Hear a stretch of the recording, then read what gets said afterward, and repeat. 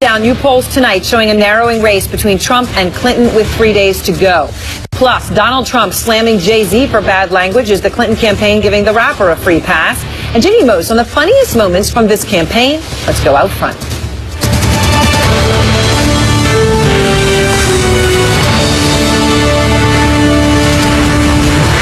Good evening, I'm Erin Burnett. Welcome back to a special edition of Out Front. Final push, Donald Trump, Hillary Clinton, with late night rallies tonight. Just really 2 days to go, the way I count, because it's almost Sunday. Trump rallying supporters in Reno, Nevada, his third state today. He's not done. He'll be closing out the day with another rally. He's still got another stop, this one in Colorado. He's turned out big crowds and taken some swipes at Hillary Clinton today. On quick notice, we didn't bring any so-called stars along. We didn't need them. You know, the reason Hillary has to do that is nobody comes for her deal. She can't fill a room. We can get stars. We don't need them. Well, Clinton appearing moments ago with the big star singer Katy Perry filling a room in Philadelphia, the latest in a series of star-studded Get Out the Vote concerts Clinton's been holding this weekend. You know, I'm very excited. There are just 3 days left in this most consequential election. Are you ready? Are you ready to vote on November the 8th? All right, the polls show the race in a virtual dead heat. A Marist McClatchy poll tonight showing Clinton with a 1-point lead over Trump. That, of course, is well within any margin of error. The lead overall in our poll of polls here at CNN, Clinton is now up by 3. It was 5 last night. So we're now, as you can see, a 3-point race. We have reporters across the country tonight with every state, almost every state that we could think of that mattered. We begin with Kyung La at the Trump rally in Nevada. Erin, you'll have to forgive me as I try to listen here. What we're seeing here at the Trump rally is some sort of commotion. Donald Trump was speaking and he was then suddenly taken off stage. He stopped his message, and what you're looking at as our camera is zooming in is something that has happened. You can see that there's a bit of panic. There's also people trying to get pictures of whatever has happened there. I did not personally see what happened. What I could see is Donald Trump being rushed off the stage. He is fine. Whatever is happening inside there, there's a number of security guards. It looks like local police, and it appears that there are some people on the ground. We did not hear anything loud. We did not hear anything unusual, but you certainly heard that there was a loud sort of commotion, either voices or you could hear a ripple through the crowd as everyone said something was happening. The temperature in this room, you can feel that there is certainly a bit more anger in this crowd. And again, we don't really know what's happening, but you can see the reaction of the crowd right now as they all try to also figure out what has happened. We're trying to get some of our embedded reporters a little closer to whatever that is, and then hoping that we're going to get some sort of public announcement about what's happening. But I can't tell you if there's anyone injured. It's a little difficult to see again because I think whoever was involved in this commotion is on the ground. Hold on one second. What is it? What is it? Okay, we're trying to get a little more information from one of our embeds. Come here. What? I couldn't quite. This is Noah Gray. I couldn't quite see exactly what happened, but I tried to go into the crowd just now, and it appeared someone was down on the ground. Local law enforcement was holding. It looks like they're escorting someone out right now. The crowd, it's unclear, but there was some sort of apparent threat for Secret Service to evacuate the candidate backstage. The crowd was not letting me film what was going on. I was pushed. I wasn't able to see exactly what happened. The crowd's now chanting USA. I'll give it back to you because we're being taken out. And so from my vantage point here, there is definitely moving. Whoever was involved in that commotion is being moved out of the crowd. We're not sure if Donald Trump is going to come back onto the stage or not. But, okay, if you look back on the stage, someone is coming forward, and it looks as if there might be some sort of announcement. Nobody Nobody is going to stop this movement. Nobody. Your next president of the United States will be back in a couple of minutes, so hang tight. We love you, Trump train. Let's go.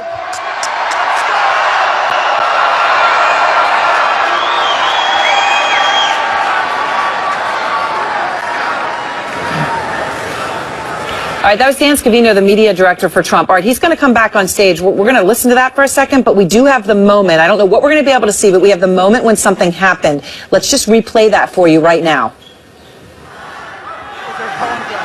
All right, go.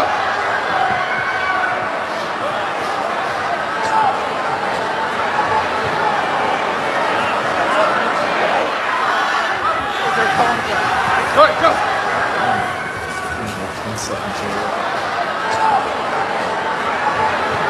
Out again, John Avlon, you've been at a lot of rallies. You see what just happened here.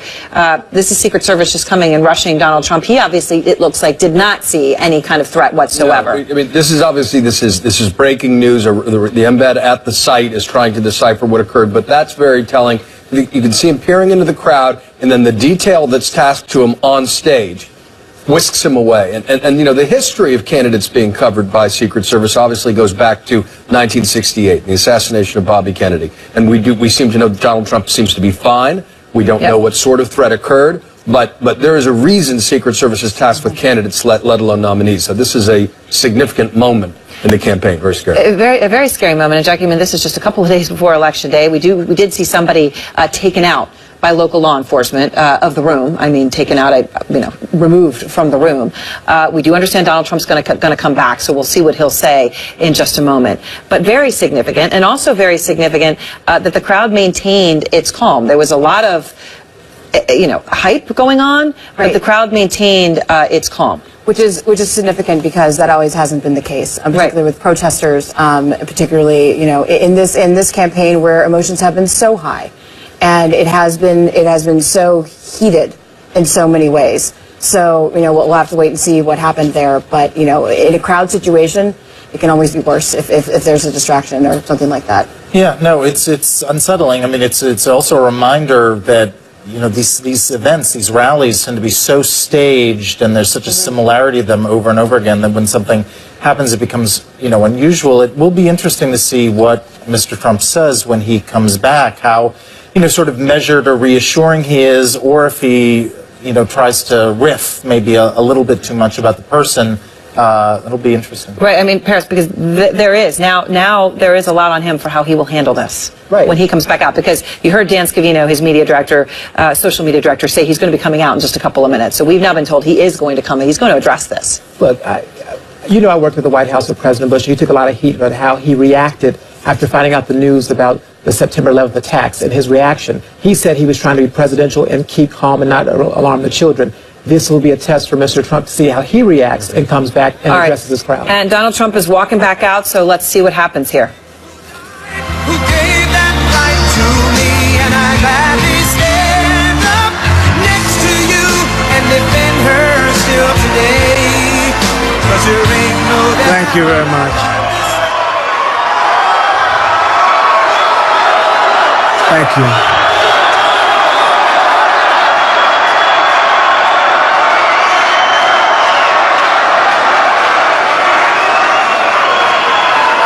Nobody said it was going to be easy for us, but we will never be stopped. Never, ever be stopped. I want to thank the Secret Service. These guys are fantastic. They don't get enough credit. They don't get enough credit. They're amazing people. So let's get back to repealing the defense sequester. Right now, it doesn't sound that exciting, but it's very important because we're going to rebuild our badly depleted military. That means brand new modern aircraft for Naval Air Station. And you know what I'm talking. Fallon. Who's Fallon? Any? Not far from here. The Naval Air Station. We have aircraft that's 18 and 20 years old. We have aircraft much older than that. We can't even buy parts to some of our aircraft. They're so old, they don't make the parts anymore. I'm honored to have the endorsement of more than 200 top admirals and generals and 22 Medal of Honor recipients.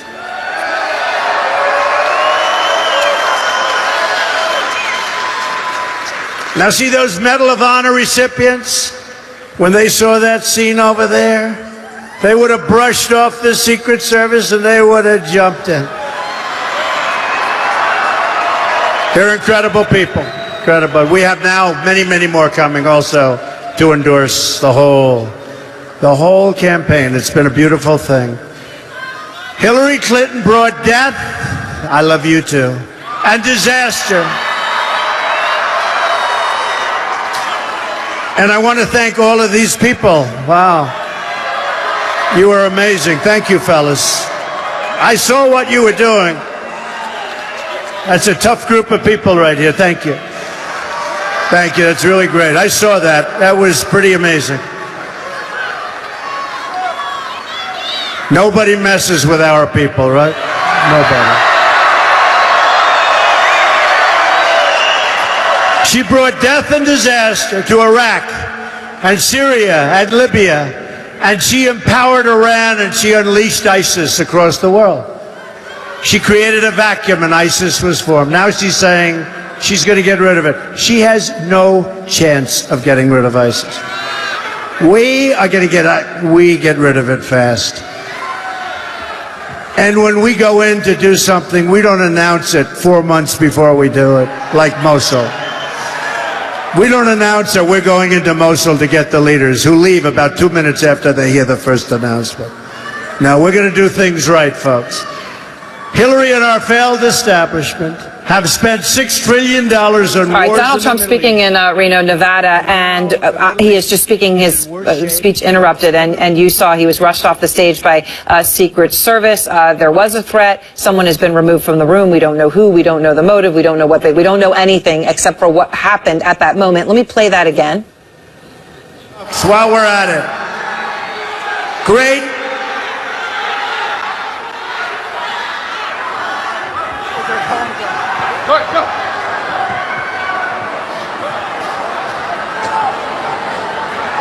This comes up, you see right before Secret Service came out, Donald Trump put his hand over his eyes, looking out as if perhaps he did see some sort of a disturbance. Noah Gray is our embedded reporter with the Trump campaign. He was in the room. Noah, what more are you learning about what exactly happened? Who was responsible? What do you know? So this is unconfirmed, but what a local law enforcement official was telling me on the ground, someone shouted out that there was a report of a man with a gun in the crowd. Again, this is not confirmed. We've reached out to Secret Service to get more information on this, but the traveling press corps was taken backstage once Trump was taken backstage by Secret Service. We were slowly escorted out to go back to the motorcade as if we were leaving. At that time, I saw a white male in his 30s or 40s being detained by the Reno local SWAT team, and he is being held at some point in this venue here where presumably he's being investigated by Secret Service and local law enforcement. Again, these are unconfirmed reports at this time, but according to local law enforcement telling people in the crowd, there was a report of a man with a gun in the front. He is currently being investigated at some location at the venue right now, obviously not near Donald Trump, and Donald Trump has taken the stage again, and Tom has resumed here. All right, Noah, thank you. As you get more, let us know. Jamie Gangel, I mean, you saw what happened here. Secret Service took it very seriously. They don't do something unless they do see something. So there was concern, unconfirmed reports, but you heard Noah Gray saying reports of a man with a gun, and he says they're questioning now a white male in his 30s or 40s that they have detained. Unclear if that is the man, but that's what he has at this time. And you can see as we watch the tape again, there was some kind of commotion that Donald Trump heard because he stops, he puts his hand up to his head to try to look out past the lights. Look, the Secret Service, it's a high bar, as you said, John, for them to go out and do that. Someone got 2 shoes off on former President George Bush, and the Secret Service did not clear him from the room. So they clearly felt, we don't know yet what happened, that there was a threat. And the other thing you see is they say to him, I'm assuming, duck, because as they're running him off the stage, you see him go down. Or get and down. they cover his body. They try to shield his body with theirs, which is what they're trained to do, and get him backstage as soon as possible. And then in that clip, you see what presumably is a Secret Service agent jumping into the well, jumping into the crowd, presumably to subdue whoever the suspect is. And what do you make, Angela, of his response? Donald Trump, you heard what Noah said. The press corps was brought out as if they were going to the motorcade and this was over. He was going to be done. Right. Donald Trump has done several rallies already today. He's going to Colorado after this. He took a minute and a half or 2 minutes, however long we were out here, and he is back on stage, back on his rally speech. I actually thought it was a great impromptu moment for him. He said, nobody said it was going to be easy for us. And he went right back into his speech, not all of it on prompter. He also, unfortunately, right after, started talking about the sequestration process, making it clear he's not all the way up to speed on what exactly that is. Of course, there's military spending that got hit and defense spending, and Republicans have held that process hostage since that budget deal. But I will give him the credit of saying he absolutely responded to it the way that he should. As someone running for commander-in-chief, I think he acted appropriately. He didn't seem scared. He didn't seem shook and got ready to address the crowd again. You got to say, he didn't seem scared. No, he didn't seem He did scared. what he was supposed to do, and he came right back out and didn't miss a beat. And he also got, not to be cute about it, but he got a very good piece of video that is going to be, in terms of his response, that's going to be shown, going into tomorrow, going into the eve of this. I was just texting with Kellyanne Conway, Trump's campaign manager, who reiterated, just texting with her now, she reiterated Noah Gray's reporting that there may have been a gun. They don't know what it was, or someone's saying gun, but they don't know yet. But that would trigger as to what John was saying. I mean, the level of coverage by the Secret Service, on the Republican nominee. But I just think in terms of the comment that Mr. Trump made, not only just saying, no one said this was going to be easy, but also we're never going to be stopped. We're never going to be stopped. I mean, it goes to the sort of the movement idea that he has tried to put forward, that there are these people who are against us, the Trump supporters, who are trying to keep us down, and he's the guy who's going to come back out and stand strong and defend him. It's a powerful optic. And Paris, I will say, while the video was up and you heard him come back, I saw your face, and maybe there was a little trepidation there of what's he going to do? Is he going to go back to his speech? Is he going to completely freelance? And he responded to it, and then he went right back on to what he planned to say. That's something that seemed to make you feel very good and very calm. He didn't lose his cool, and he didn't use this as an opportunity to say, okay, I'm going to go off the prompter.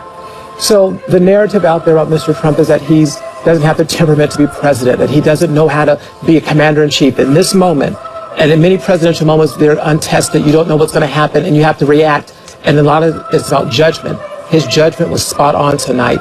He responded appropriately, and he went back to his speech. He did not waver off of that, and that was the important thing to do. And the last thing I would say is this.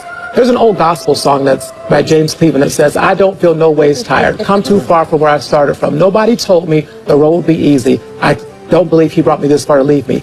That's almost exactly what Donald Trump said today. So I don't know if he's been listening to these black churches or these singers, but I'm telling you, I'm just saying that it was a good moment, and it's going to resonate with those with African Americans who understand that. No, I'm serious. They're listening, and that was a good moment for him. Not to interrupt Paris, but it is striking that he didn't come out like he did during the primaries and say, get that guy out of here. Can you believe that? Oh, it's a plan. Oh, back in the good old days, we would have treated. I just want everyone to know, Patrick, just so everyone sees, this is video of the man, the perpetrator here, being escorted away. As we replay it, you'll see it. So I just want everyone to know what they're looking at here as we're playing this. I'm sorry. Go ahead. I think you're just seeing sort of a level of, frankly, sort of message discipline and knowing how to react in a moment, as opposed to the going half-cocked, which he used to do, he still sometimes does, but that can become the story. Instead, it's this. And John, what's interesting here is it was Trump handling it that way, as Patrick points out, but also his crowd. He was criticized and rightly so, encouraging people in the crowd to pick on the protesters, to encouraging violence. Not only did that not happen here, everyone in the crowd, they started chanting USA. There was no one sort of, as that person was being taken down by Secret Service and taken out, there was no one who seemed to, at least from what we could see, tried to seize that moment. That's right. That certainly seems to be the case. And there has been a history at earlier rallies where both the candidate and the crowd might not have behaved that way. But we're seeing a more disciplined crowd, I think, rising to a moment that is deeply unsettling, you know, where Secret Service takes you off and there appears to be enough a credible threat for the Secret Service to take action. And for that immediate crowd up front to not try to take the law into their own hands, but to clear the way and to keep their cool within that context. That's a testament to everybody involved. That's the best in the political process, which we haven't seen enough. And this is just a reminder of how dangerous this undertaking can be for these both presidential contenders. They're putting themselves out there, and in crowds every single day. And it's just this, and also a reminder of how much the Secret Service puts themselves out there. They do. When you see that, it really is amazing what they do. Putting themselves in front of somebody, as everyone knows they are trained to do. But it's one thing to be trained, and it's another to imagine actually doing that, putting your own life at risk. Jamie, but you can see here, you have some sort of a SWAT force. You have local law enforcement, all taking this man out. And as we understand, he has now been detained for questioning. But we don't know, Jamie, who he was. We don't know his motive. We know really nothing about him at this point, other than that he has been detained and is being questioned, as I say, actually in the same facility where Donald Trump is right now. The other thing I would just mention is there are a lot of threats out there. And one of our concerns throughout this campaign has frankly been, we're all thrilled nothing happened there, and it was all handled very well, and he handled it very well when he came back. But let's go back to the past year and how he has riled up the crowds, how he's said things about reporters, how he said things about Hillary Clinton.